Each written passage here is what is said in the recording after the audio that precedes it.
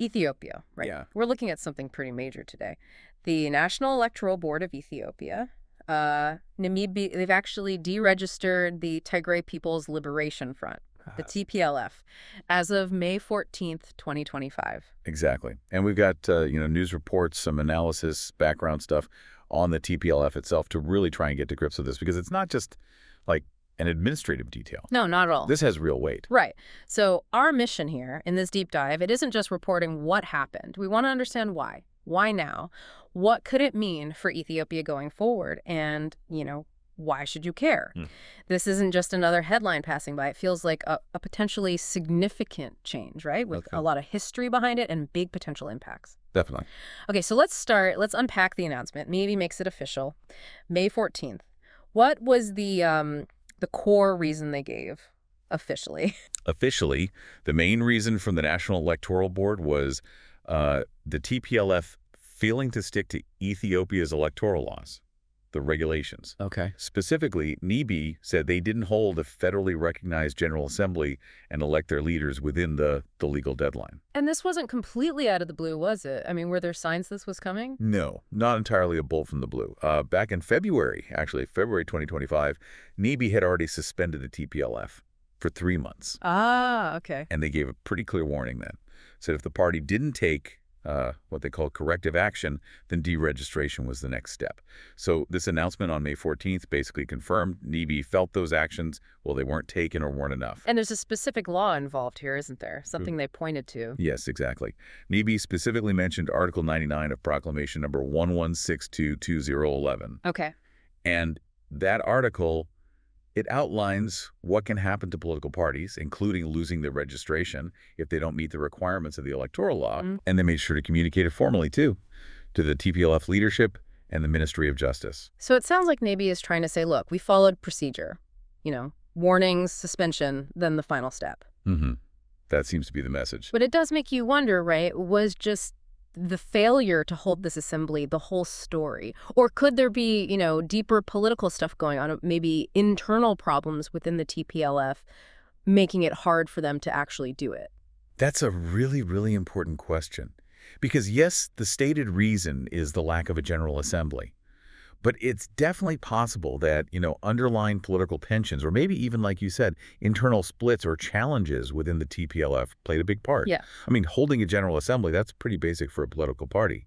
If you can't manage that, it suggests something significant is hindering you internally. And to really get why this is such a big deal, we have to remember who the TPLF are, historically speaking. This isn't just some small opposition group. Absolutely not. The TPLF, they formed way back in the mid-1970s. They were central, absolutely pivotal in the 1991 revolution that kicked out the Derg regime. Right. And then, for something like 27 years, think about that, nearly 3 decades, from 91 to 2018, they were the powerhouse within the EPRDF coalition. The Ethiopian People's Revolutionary Democratic Front. Exactly, that multi-ethnic alliance. Yeah. And during that time, the TPLF held massive political and economic influence in Ethiopia. So they were essentially running the show for a very long time. Then 2018 happens, Abiy Ahmed becomes prime minister. That was a huge shift. A seismic shift, really.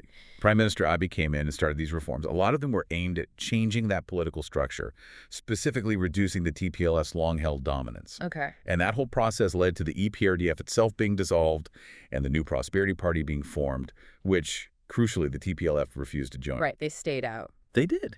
And it's also worth remembering their own goals have kind of shifted over the decades. From early talk of Tigray independence to later focusing on self-determination, but within a unified Ethiopia, it shows their own complex journey. Which just underlines the point, doesn't it? Deregistering them isn't just an administrative act against any party. It's against a former giant, a party that shaped modern Ethiopia for decades. And what makes this even more resonant, maybe poignant, is how it connects to the very recent terrible conflict in Tigray. Yeah, that 2-year war, 2020 to 2022, just devastating. And the Pretoria Agreement, signed in November 2022, that was meant to end the fighting. It was meant to end hostilities, yes. Yeah. But the fallout, the frustrations, they're still very much there. You hear a lot from Tigray about dissatisfaction with how that peace deal is being implemented. And here's a key piece of context.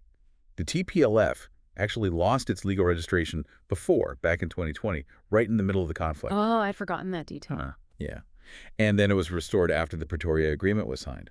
So the fact that they're being deregistered again, and so relatively soon after a peace deal aimed at reconciliation, well, it really highlights just how deep those political tensions still run. So walk us through that process after Pretoria. They reapplied for registration. Yes, they did. They reapplied under a newer law, Proclamation 1332/2024.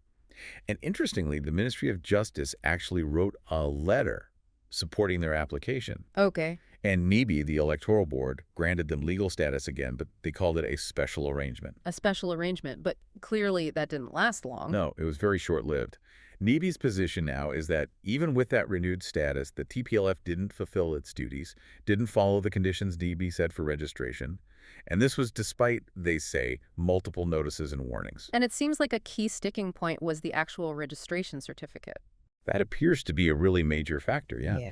Reports suggest that TPLF basically rejected the legitimacy of this new certificate NEBE issued. They insisted, instead, that their old legal identity should be restored. Ah, so a fundamental disagreement there. Right. But NEBE counters that, saying the TPLF leadership did formally accept the new certificate when it was given to them. Mhm. So you have this clash over the very basis of their legal standing.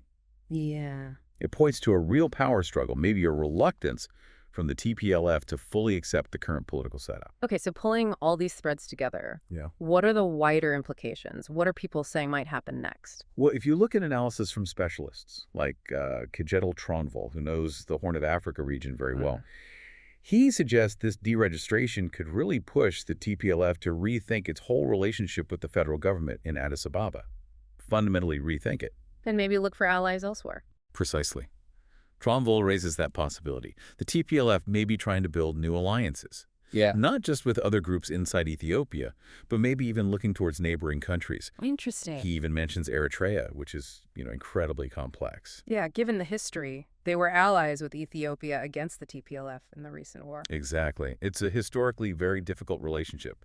But analysts like Tronvoll point out that regional politics can be fluid. Shared grievances or new strategic needs could theoretically lead to unexpected alignments. It's something to watch. Definitely a complex web.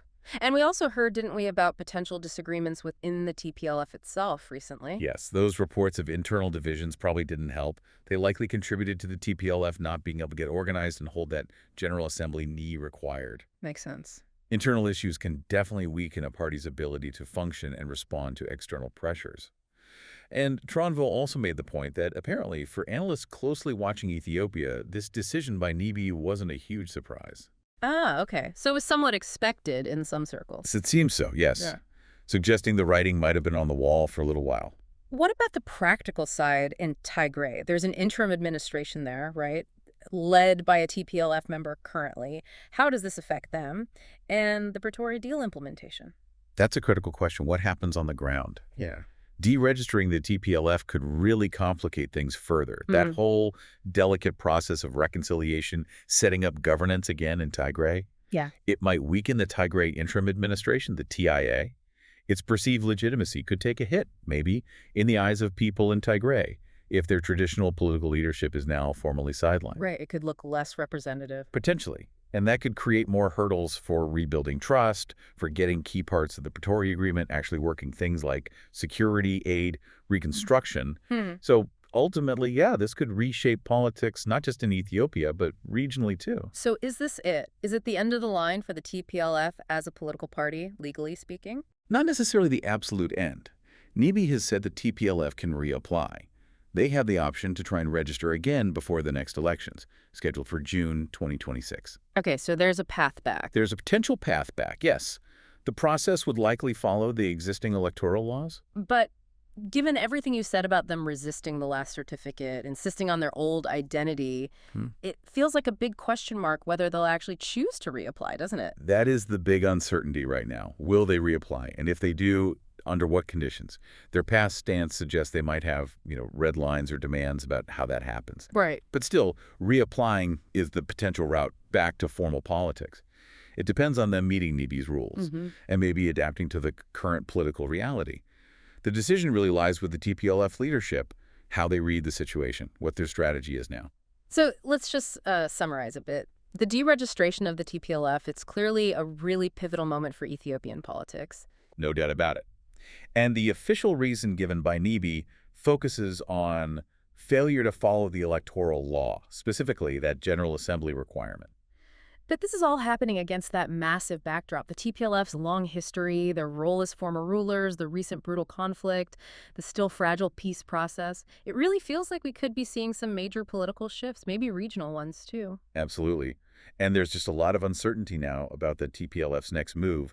Will they try to get back into the formal political system, or will they pursue a different path? It really makes you think, doesn't it, about that balancing act between enforcing laws, these legal frameworks, and managing really complex political transitions, especially with groups that have held so much power historically. You have to wonder, how does sidelining an entity like the TPLF, with all its history and influence, potentially change the whole future course for Ethiopia and maybe even the Horn of Africa? And what does it tell us about trying to navigate these incredibly difficult paths of political change and reconciliation elsewhere?